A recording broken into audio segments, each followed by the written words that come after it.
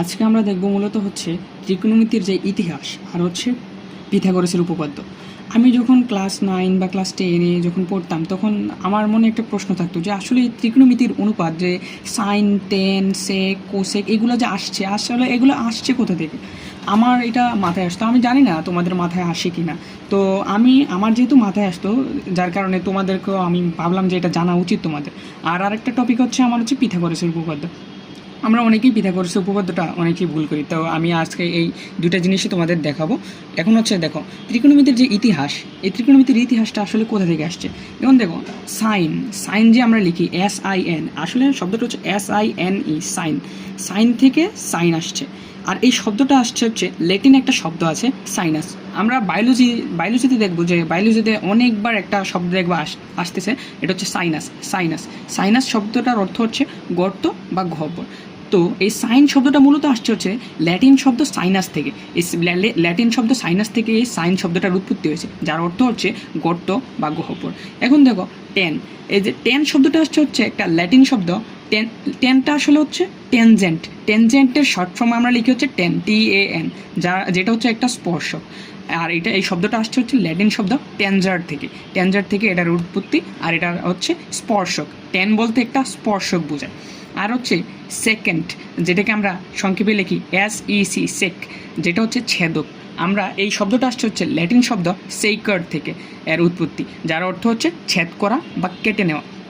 এখন দেখো ত্রিকোণমিতির ইতিহাসটা আসলে আমি এত বেশি ইম্পর্টেন্ট না তোমাদের জন্য, তোমাদের সিলেবাসও এটা নাই, যার কারণে আমি বেশিক্ষণ এটা নিয়ে আলোচনা করতেছি না। মূলত আমার আলোচনা করার বিষয়টা হচ্ছে পিথাগোরাসের উপপাদ্য। এখন দেখো পিথাগোরাসের উপপাদ্যটা আমরা কী জানি। পিথাগোরাসের উপপাদ্য অনুসারে আমরা জানি হচ্ছে অতিভুজের স্কয়ার ইজিক্যাল টু হচ্ছে লম্ব স্কয়ার প্লাস ভূমি স্কয়ার। এখন দেখো একটা সমকোণী ত্রিভুজের অতিভুজটা কোনটা। সমকোণী ত্রিভুজের আমরা জানি যে সমকোণী ত্রিভুজের সবচেয়ে বড় যে বাহুটা এই বাহুটা হচ্ছে অতিভুজ, যে সবচেয়ে বড় বাহুটা হচ্ছে অতিভুজ। এখন দেখো এদিকে কোণটা দেওয়া আছে কি, ধরো আমি কোণটা ধরে নিলাম হচ্ছে আলফা বা থিতা। আমি এই থিতা কোণটা ধরে নিলাম। আমরা জানি যে থিতা কোণের বিপরীতে যেটা থাকে এটা হচ্ছে লম্ব। তো থিতা কোণের বিপরীতে কি আছে, এই থিতা কোণের বিপরীতে আছে হচ্ছে AB। তো ABটা হচ্ছে কি, ABটা হচ্ছে লম্ব। আর থিতা কোণের সংলগ্ন যে বাহুটা এটা হচ্ছে কি, এটা হচ্ছে ভূমি। এখন দেখো আমরা ম্যাক্সিমাম যে ভুলটা করি, আমরা হচ্ছে অলওয়েজ আমাদের টিচাররা পড়ায় তো AC² = AB² + BC²। এখন আমরা অলওয়েজ মনে করি যে ABটা হচ্ছে লম্ব, কিন্তু সবসময় যে AB লম্ব হবে এমন কোনো কথা নেই। এখন দেখো আমি এই যে কোণটা, এদিকের কোণটা আমি এই থিতা কোণটা উপর দিক দিয়ে দিলাম। এখন দেখো বড় বাহুটা তো অতিভুজ, ঠিক আছে, এটা সবাই পারবা আমি আশা করি। বড় বাহুটা হচ্ছে অতিভুজ, কিন্তু এখন দেখো থিতা দেওয়া আছে ওই দিকে। এখন আমি যদি বলি যে লম্ব হচ্ছে AB, তাহলে কি সঠিক হবে? আমি যদি বলি থিতা দেওয়া আছে উপরের দিকে, এই কোণে থিতা দেওয়া আছে, এখন আমি যদি বলি যে লম্ব হচ্ছে AB, এখন তোমরা কি সেটা বলবা যে এটা সঠিক? আমি বলবো না, কারণ এটা নির্ভর করে কিসের উপরে? নির্ভর করে থিতা কোণের উপরে। থিতা কোণটা কই আছে? থিতা কোণটা যেদিকে আছে তার বিপরীত যেই বাহুটা এটা হচ্ছে লম্ব। থিতা কোণের বিপরীত বাহু লম্ব। অলওয়েজ কিন্তু AB লম্ব হয় না, ম্যাক্সিমাম ক্ষেত্রে থিতাটা এইদিকে সি বিন্দুতে দেওয়া থাকে, যার কারণে আমরা AB লম্ব দেখি। কিন্তু আসলে এটা নির্ভর করে কিসের উপরে? যদি তুমি আসলে নির্ভর করে কিসের উপরে দেখতে চাও, তাহলে এটা হচ্ছে এই থিতা কোণের উপরে। থিতা কোণের বিপরীত বাহুটা হচ্ছে লম্ব। আর হচ্ছে তাইলে থিতা কোণের সংলগ্ন বাহুটা কি? থিতা কোণের সংলগ্ন বাহুটা হচ্ছে ভূমি। তুমি এইভাবে দেখতে পারো যে এই থিতা কোণের বিপরীত বাহুটা হচ্ছে লম্ব BC। আবার এই দিক থেকে দেখতে পারো যে থিতা কোণ, এটা হচ্ছে থিতা কোণের বিপরীত বাহুটা হচ্ছে লম্ব হচ্ছে AB। আর থিতা কোণের সংলগ্ন বাহুটা হচ্ছে ভূমি। আর বড় বাহুটা তো অতিভুজ, তোমরা সবাই জানো। এখন দেখো পিথাগোরাসের উপপাদ্যটা আসলে কি। পিথাগোরাসের উপপাদ্যটা হচ্ছে অতিভুজের স্কয়ার ইজিক্যাল টু হচ্ছে লম্ব স্কয়ার প্লাস ভূমি স্কয়ার। এখন দেখো আমরা অতিভুজের স্কয়ার, এই যে এই বড় বাহুটার স্কয়ার সমান হচ্ছে লম্ব বা AB² প্লাস BC²। এই দুইটা বাহুর স্কয়ার ইজিক্যাল টু হচ্ছে এই বড় বাহুটার স্কয়ার। এখন দেখো পিথাগোরাস উপপাদ্য অনুসারে আমরা জানি হচ্ছে অতিভুজ স্কয়ার ইজিক্যাল টু লম্ব স্কয়ার প্লাস ভূমি স্কয়ার। এখন আমরা এটাকে কী বলতে পারি? এখন অতিভুজ কত? AC না, AC হচ্ছে অতিভুজ। তাহলে AC যদি অতিভুজ হয় তাহলে AC² ইজিক্যাল টু লম্ব স্কয়ার। লম্ব কত? লম্ব হচ্ছে AB। তাহলে আমি এখানে কী লিখতে পারি? লিখতে পারি হচ্ছে AB² প্লাস।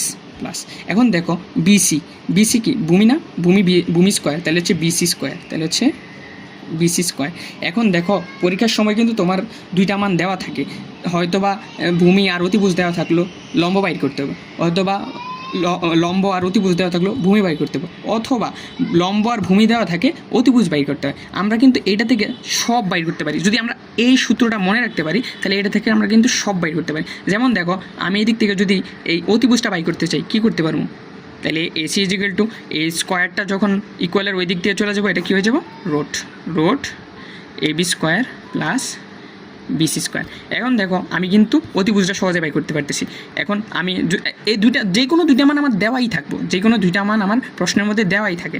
তো দেখো আমি অতিভুজটা বাই করতে ফেলতে পারলাম। এখন দেখো এইটা থেকে আবার আমি যদি চাই যে আমি আমার এসি দেওয়া আছে, আমার অতিভুজও দেওয়া আছে, আমার ভূমিও দেওয়া আছে, তাহলে আমি কি লম্ব বাইর করবো? লম্ব হচ্ছে এবি, তাহলে হচ্ছে দেখো A B square plus BC square is equal to AC square. এটা তো দেওয়া আছে নাকি? এটা যদি দেওয়া থাকে আমি বাইর করতে চাইতেছি কি লম্বটা। আমি যদি এখন লম্বটা বাইর করতে চাই তাহলে দেখো লম্ব হচ্ছে এবি, তো এবি যদি আমি বাইর করতে চাই তাহলে আমি এবিটা এদিকে রাখা, এবি স্কোয়ারটা এদিকে রাখা ইকুয়াল দিলে আমি যদি এদিকে আসে এসি স্কোয়ার আগেই আছে। এখন দেখো এদিকে বিসি স্কোয়ারটা প্লাসের আছে বা ভূমিটা প্লাসের আছে, এখন ওইদিকে ইকুয়ালের ওইদিকে যদি আমি নিয়ে যাই তাহলে এটা কী হয়ে যাবে? মাইনাস হয়ে যাবে না? তাহলে মাইনাস বিসি স্কোয়ার।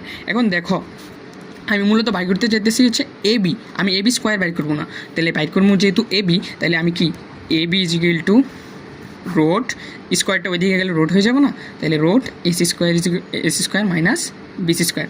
দেখো আমি কি ভূমিটাও বাই করতে, লম্বটাও বাই করে ফেললাম। এখন দেখো আমি কি লম্ব বাই করতে পারলে, ভূমি বাই করতে পারলে, এখন কি অতিভুজটা বাই করতে পারলে আমি কি ভূমিটা বাই করতে পারবো না?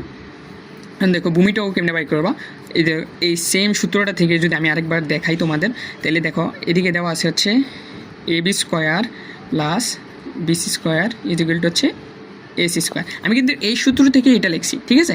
দেখো এটা হইলে তাইলে আমি এর থেকে ভূমিটা বাই করতে চাইছি, ভূমিটা হচ্ছে বিসি। এখন দেখো বিসি যদি আমি বাই করতে চাই তাহলে আমি কী করবো? তাহলে হচ্ছে বিসি স্কোয়ার ইজিক্যাল টু হচ্ছে এসি স্কোয়ার, এ বি স্কোয়ারটা প্লাসের আছে এদিকে, ওইদিকে গেলে কী হয়ে যাবো? মাইনাস এ বি স্কোয়ার। এখন দেখো আমি শুধু বিসি বাই করতে চাই, শুধু বিসি আমি কীভাবে বাই করবো? শুধু বিসি ইজিক্যাল টু স্কোয়ারটা ওইদিকে গেলে রোট এসি স্কোয়ার মাইনাস এ বি স্কোয়ার। এইভাবে তোমরা একদম সহজেই তোমরা এই পিথাগোরাস উপপাদ্যটা করে ফেলতে পারবা। এদিকে দেখো তোমরা, আমি আবার তোমাদের একটু রিক্যাপ করে দেখাই। আমরা মূলত আমাদের নির্ভর করে কি একটা পিথাগোরাসের উপপাদ্য হইতে হইলে লাগে একটা সমকোণী ত্রিভুজ। সমকোণী ত্রিভুজের সর্বোচ্চ সবচেয়ে বড় যে বাহুটা এটা হচ্ছে অতিভুজ। থিতার উপর নির্ভর করে কোনটা লম্ব কোনটা ভূমি, থিতার উপর নির্ভর করে। আমরা কিন্তু মুখস্থ যদি আমরা অলওয়েজ এবি দিয়ে এবি লম্ব ধরে ফেলি তাহলে দেখো এটার ক্ষেত্রে কিন্তু এবি লম্ব হয় নাই, বিসি লম্ব হয়েছে, ঠিক আছে? তো এখন আমরা মুখস্থ যাতে না করি, আমরা যাতে বুঝে বুঝে করি, আচ্ছা থিতার বিপরীতে লম্ব, অলওয়েজ থিতার বিপরীতে লম্ব হবে। আর থিতার সংলগ্ন বাহুটা হচ্ছে ভূমি, আর সবচেয়ে বড় বাহুটা হচ্ছে অতিভুজ। আমরা যাতে এটা মনে রাখি, তাইলে এটা মনে রাখলে আমাদের অনেক অঙ্কে হেল্প হবে এবং কি আমরা খুব সহজেই এগুলা করতে পারবো।